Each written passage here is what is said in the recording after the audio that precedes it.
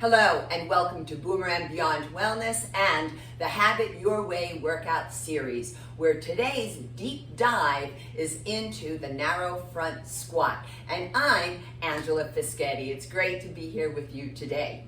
So the accessories we'll be using will be a sticky yoga mat, also a fit ball, and if you don't have a fit ball, a 9-inch Pilates ball will do. And because I am adding one more accessory today, because I'm going to show you the exercise 4 ways instead of 3, I'm adding today a 5-pound weighted ball, then one 20-pound weight, and a pair of 15-pound kettlebells. Now, this leads me right into the medical disclaimers and precautionary measures. So I'm going to begin with this statement. If you have any chronic health concern whatsoever, I invite you to preview the video, observe it before participating, and look for what you can do. However, if you're not sure, then I would invite the medical healthcare practitioner who knows your body best to preview the video as well to help you make an informed decision.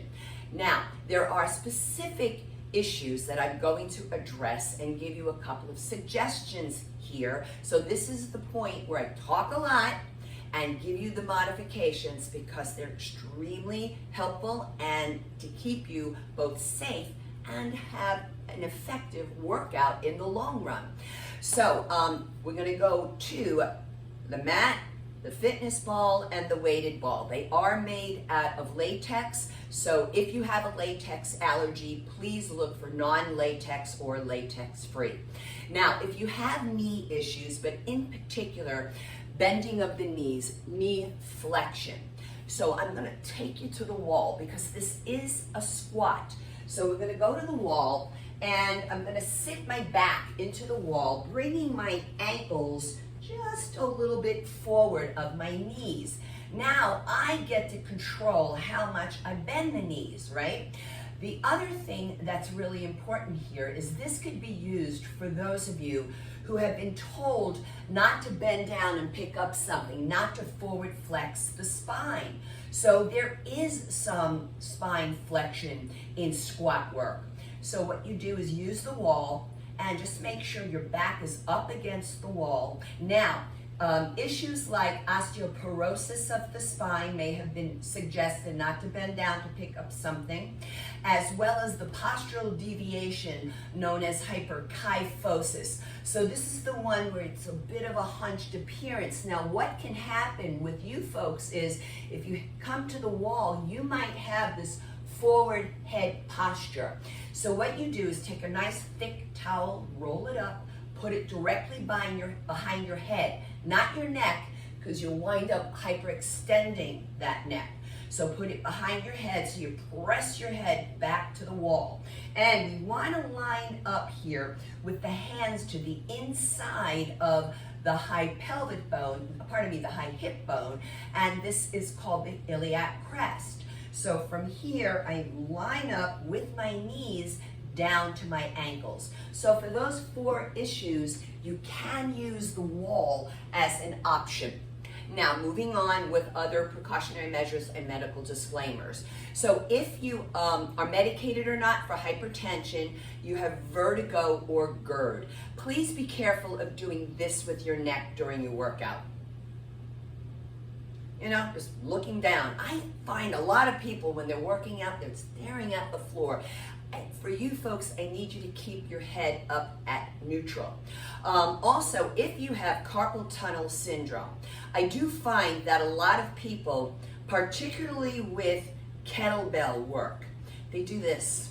They're holding it and those wrists are extended. It doesn't matter the position of the arm and forearm, I don't care. It's all wrist extension. So for you folks, please keep the wrist straight. And I'm just checking here if there's anything else. Yes, there is another issue I would like to address with you. So standing with the legs together, well, this could be very, very challenging for those of you with valgus knee. It's kind of like in a slang term, kind of referred to as knock-kneed. So for you folks, just bring your legs wider apart. Don't attempt to bring them all the way together. And I think I've covered all of those. Yes, I have. So the muscles that are activated, well, because it is a squat, it is a compound movement. So this means you're working multiple large muscles along with multiple joints.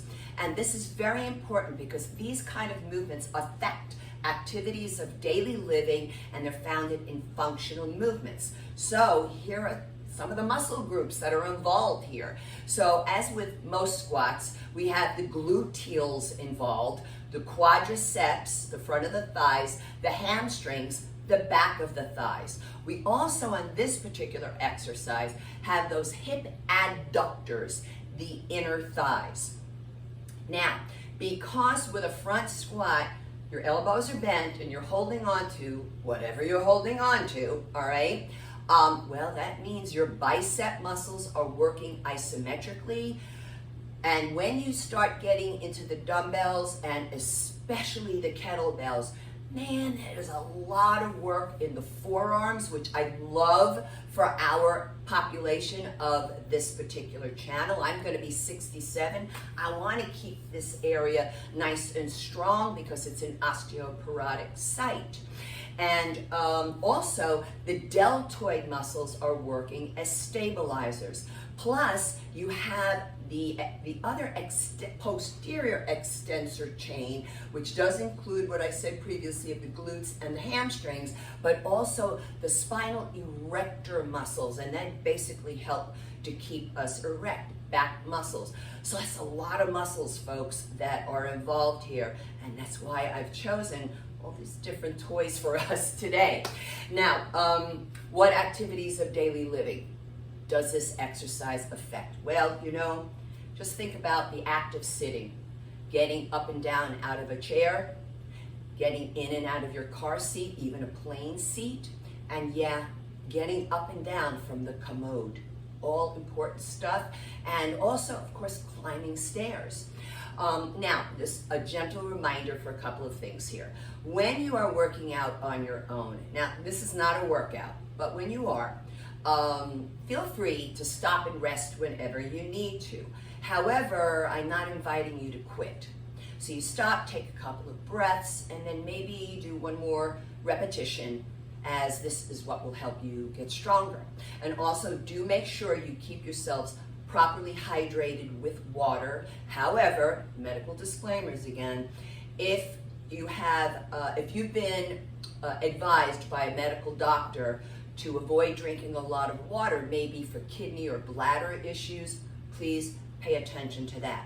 Now, within the community tab of the channel, I want you to look for a link there. I always post these links for the Have It Your Way workouts and also for the strength training workouts. The yoga videos, I don't. But this is a rating of perceived exertion chart, RPE for short, and it is a subjective 0 through 10 scale. Now, this is an excellent tool to just measure your degree of effort while you're working out. And it's an excellent tool for those of you who might have a pacemaker, who are on certain medications like beta blockers. You could always show it to your medical doctor and say, is this an accurate scale for me? And then I would advise you to work out, for those who are members of this or subscribers to this channel, to work out at an RPE between 3 and 6 on the chart. Now, also on the channel, pinned to the top of it, look for a warm-up and a cool-down video. Now, it's just one video where you can interchange the movements. I created it because it is important for those of us who are 55 years and above, to warm up for a solid 10 minutes prior to the workout. Now, what are we going to do here today with this narrow front squat?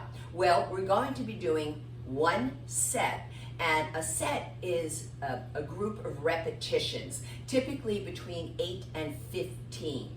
Well, I'm going to kind of push it today just a little bit, because altogether we're just going to do one set of the exercise, but it's going to turn out to be 20 repetitions. Now let me explain why. Because the first 5 repetitions we're going to do with the fit ball.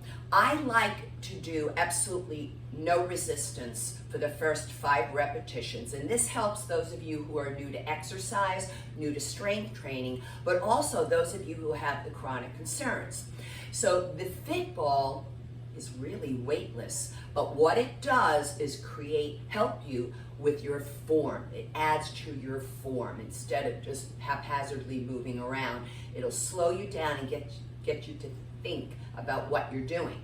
Then the second 5 repetitions, I will tie in the weighted ball, and in this case it's a 5-pound ball.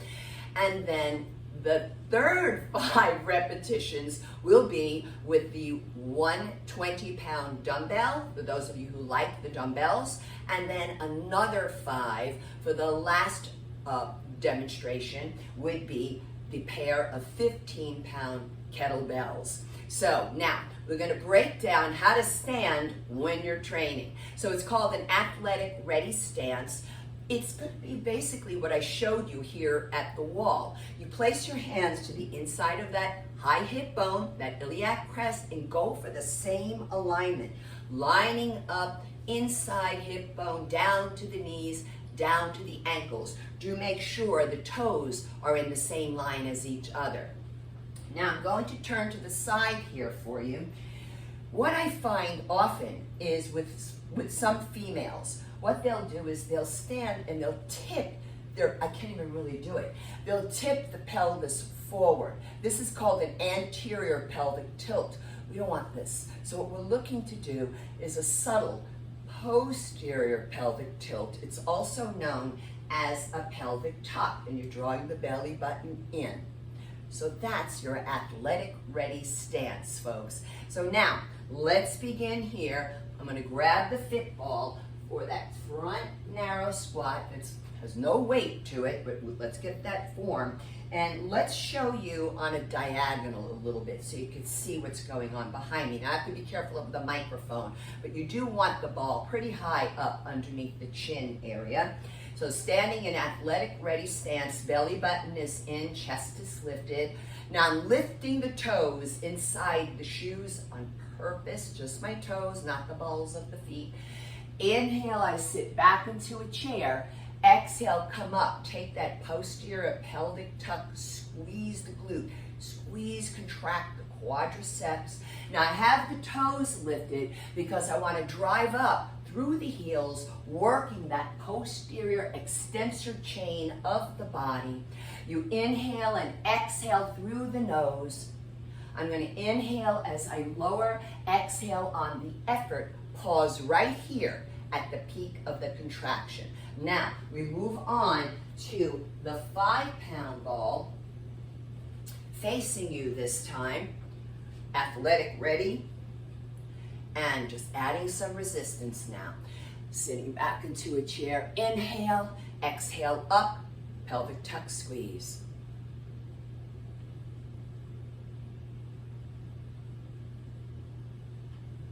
Two more. Make sure you get that nice lift of the kneecaps to contract your quadriceps. Last one.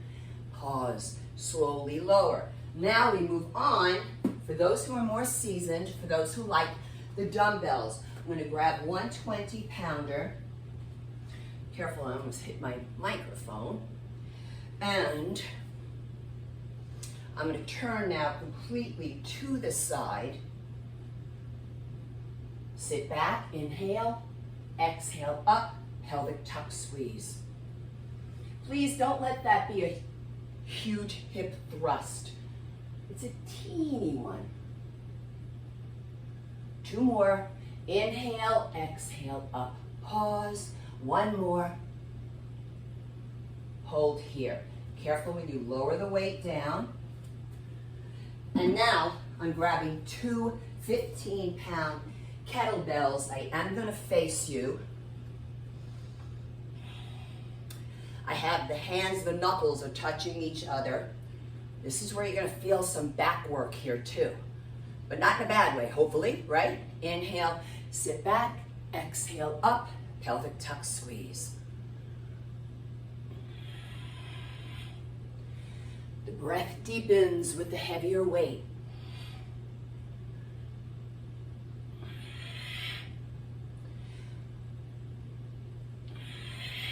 I'm going to go for one more. Slowly, easy, lowering down. So that's what we've got today, folks, here on the Have It Your Way workout series. Now, I just wanted to let you know about an upcoming live event that I will be attending on October 12th in Fort Lauderdale. We're going to be doing a breast cancer awareness month program. I believe it is outdoors, and I'm going to be there with the Physicians Committee for Responsible Medicine, PCRM. I'm really proud of this because I will be at the event giving out free chair massage demonstrations. So if you live in the area, come and find us. PCRM is an incredible nonprofit, and it's all whole food, plant-based medical doctors, and they're coming up with all kinds of ways to stop the studies on animals, and it's a phenomenal organization, and you can look them up. They have a wonderful free 21-day Kickstart program. Bilingual work is on there as well, so check them out. Physicians Committee for Responsible Medicine. And for me, well, I'm boomerandbeyondwellness.com. I am available for on-site local massage in the Fort Lauderdale area, but also as a senior fitness consultant, I do virtual personal training, 60-minute sessions. I do consultations. Folks, I do not design nor discuss your personal exercise program at the consultation. Please keep that in mind. And they are 30 minutes, plus personal training, a 10-minute session, breaking down one exercise, part of the Have It Your Way workout series. So please subscribe to the channel, share, give it a kind comment, and don't forget that notification bell.